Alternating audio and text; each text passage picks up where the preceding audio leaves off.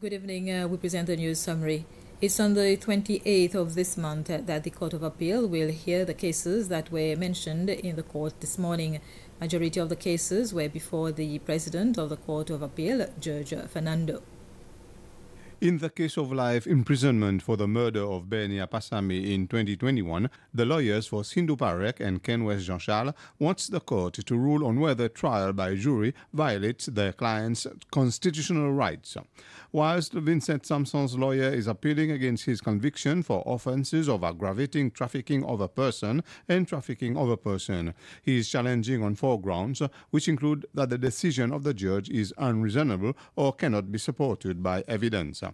In the case of a Ugandan woman, Hilda Anena, serving a sentence of 10 years for drugs importations, the court has asked her new lawyer to advise her about the appeal, as her case carries a maximum sentence of life imprisonment. And in another drug case, lawyers for the Subramanian brothers, Fabio and Dario, and Gerard Bastien, are questioning why convicts in certain drug cases are entitled to remission and their clients do not.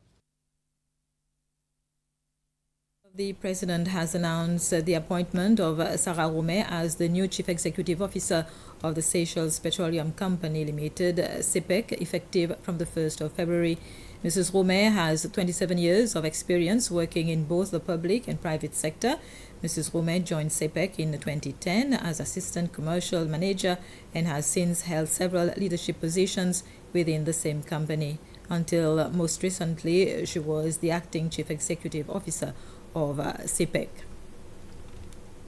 Owners of the kiosk at the ex-children playground are being asked to remove them from the site.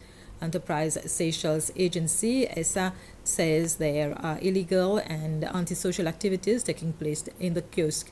ESA made the appeal whilst reminding the kiosk owners of the conditions agreed upon for the relocation of their kiosk, including the deadline, which was set for the 31st of January 2023.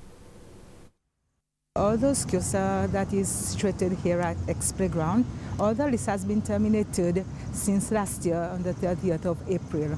So all the kiosks that you see here, all tenants are aware they are supposed to remove.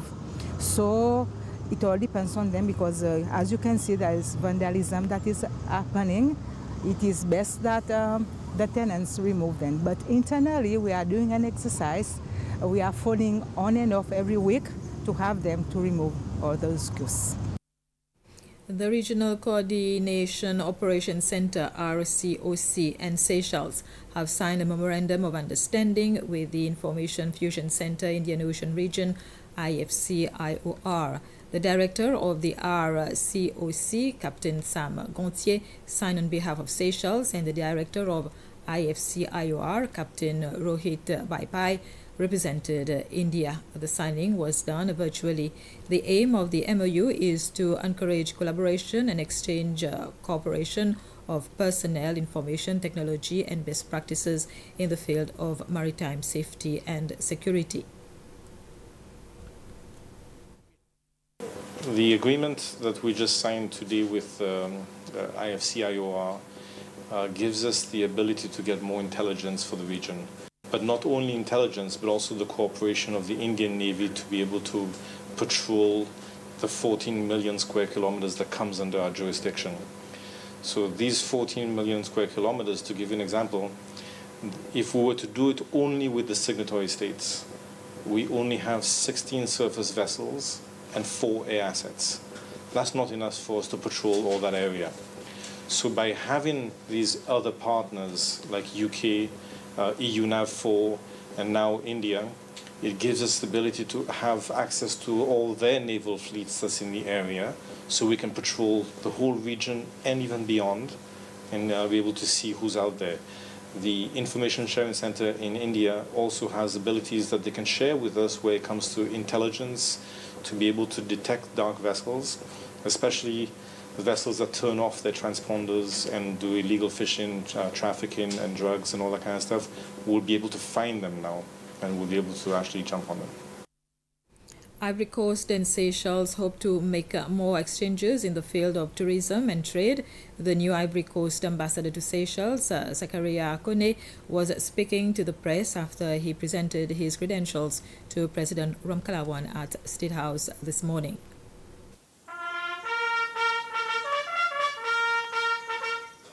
As is customary, the new Ivory Coast ambassador, Zakaria Kone, was saluted on his arrival at State House by the Seychelles Defense Forces Guards of Honor.